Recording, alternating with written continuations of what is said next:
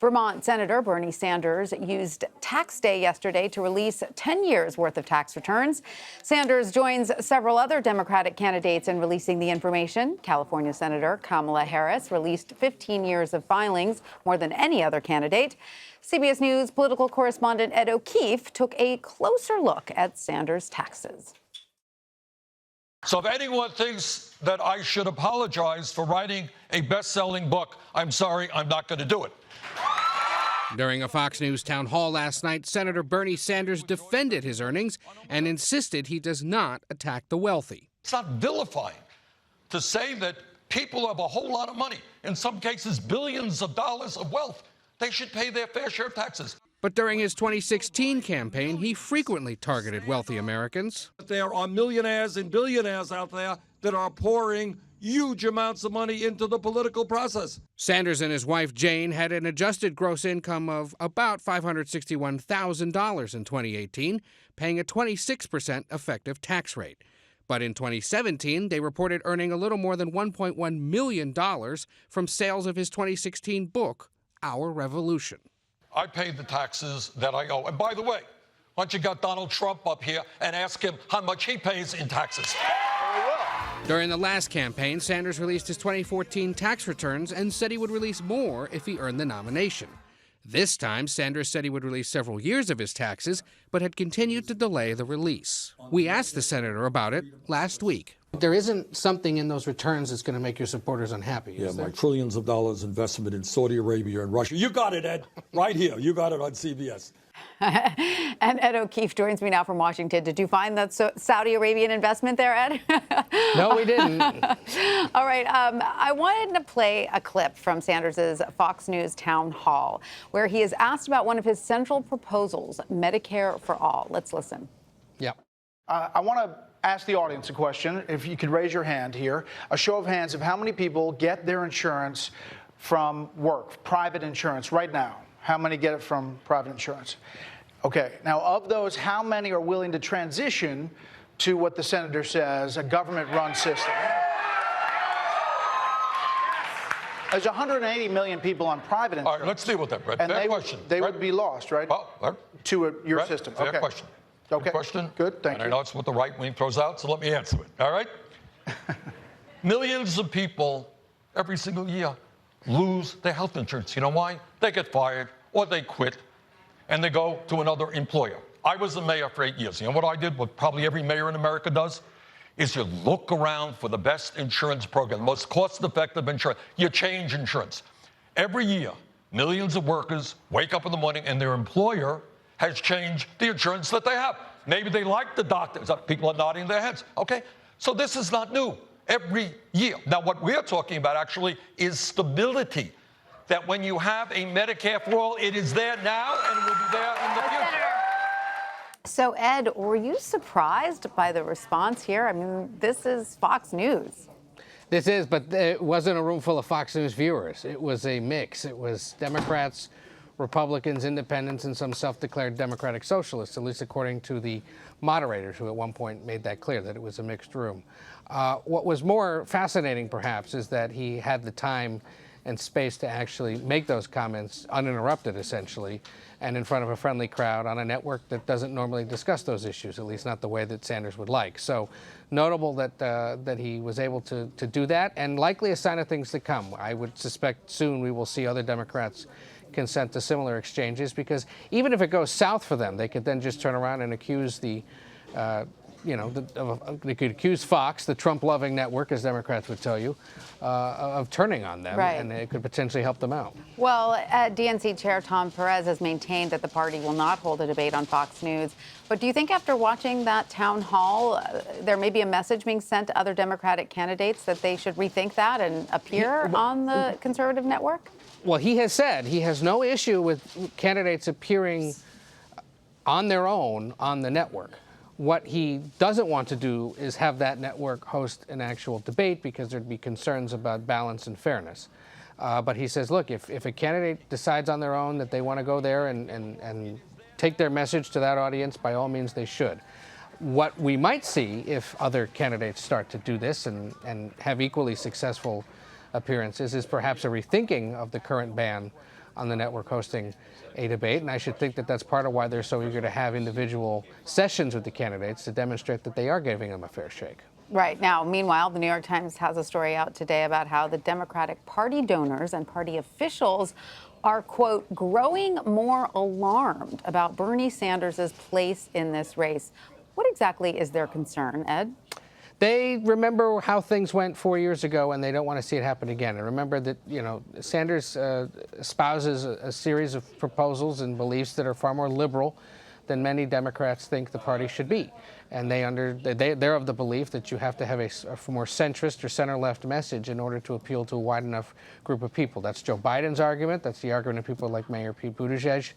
And others that are in the race, Amy Klobuchar perhaps among them. Sanders, with his Medicare for All plan and with some of the other changes he makes, is seen as somebody who could potentially drive the party too far to the left. And just in the last few minutes, Tanya, since that New York Times report went out earlier today, the Sanders campaign has sent a fundraising email to its supporters citing the article. And it says in part, in the next 48 hours, we are launching a fundraising drive that I hope will send an unmistakable message to the political establishment about the strength of our political revolution. So Sanders taking full advantage of what he would call a hit job in the New York Times amid the concerns about his campaign, and is likely now going to raise a pretty penny off of it in the next 2 days. Can't blame organizers for turning that one around. So, Ed, I do want to get a little more into the article, though, because it also touches on concerns about superdelegates and the role that they play if no candidate has a majority of delegates by the convention.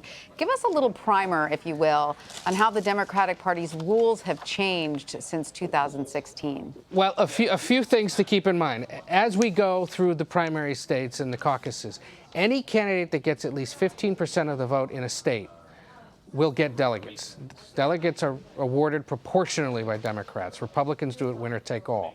So you could see a field where 4 people end up getting some of the delegates from a state, and that allows them to continue on. And by the end of this, with so many candidates in the race, you may end up in a situation where Democrats will gather in Milwaukee, Wisconsin for their convention and not have a nominee. And it'll go to multiple rounds of balloting to determine who that is. In the first round, so-called superdelegates, elected officials and other party luminaries will not have a vote, will not have a say. And that is different from 4 years ago when hundreds of superdelegates tried putting their thumb on the scale, Sanders would argue, and voted for Senator and Secretary Clinton instead of him. Those superdelegates don't get a say until a second round of balloting at a convention, if one is necessary.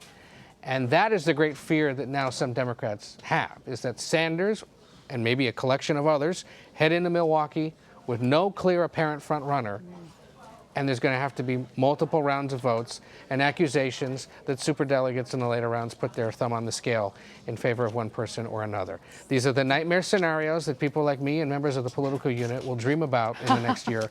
Get back to us in late May or June 2016 if it is a distinct possibility. That does sound a little messy and muddy. So, yes, if we get there. Just what we like. Exactly.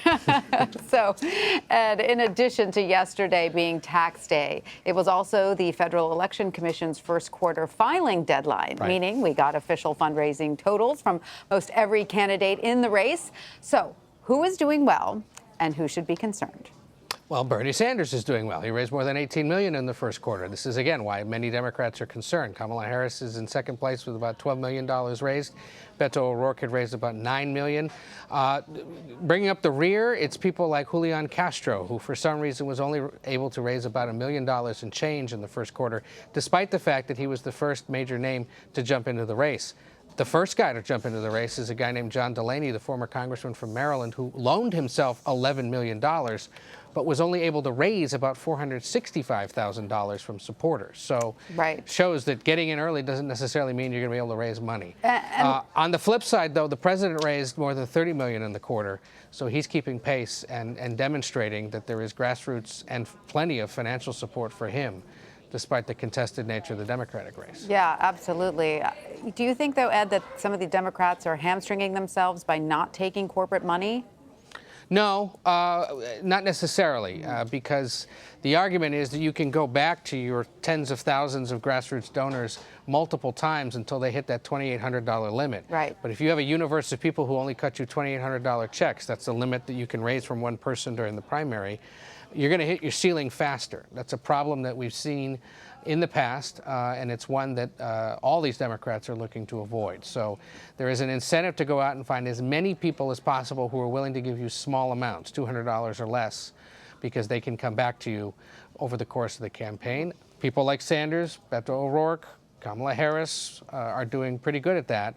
Others like Kirsten Gillibrand or Julian Castro, Cory Booker are struggling to find those people right now. Yeah. And it could lead to some problems for them down the road. Well, you know, the one Democrat we're still waiting on is former Vice President Joe Biden. He said he wants to be the last candidate to enter the race.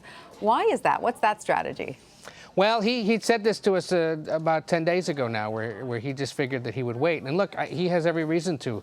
If you look at surveys, as unreliable as they are at this early stage, he's still on top. And everyone knows that that's driven a lot by the fact that everyone knows who Joe Biden is. And so when you read them a laundry list of names or give them options and they don't recognize some of the others, people are inclined to support him. And so he knows that the longer he waits, the longer he probably maintains that lead spot.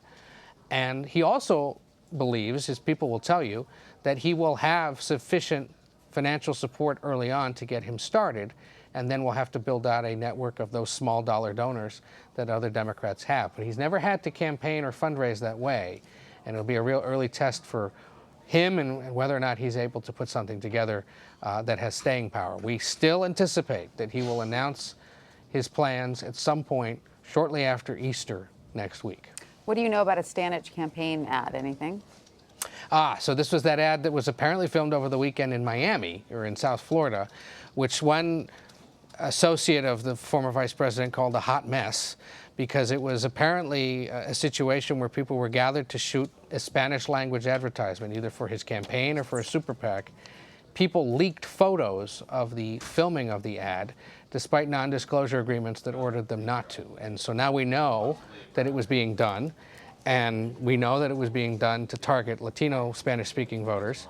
And as that person describes it to Politico, it was a hot mess, and it's a hot mess because here we are talking about it, as opposed to talking about his viability or his plans to get in as early as next week.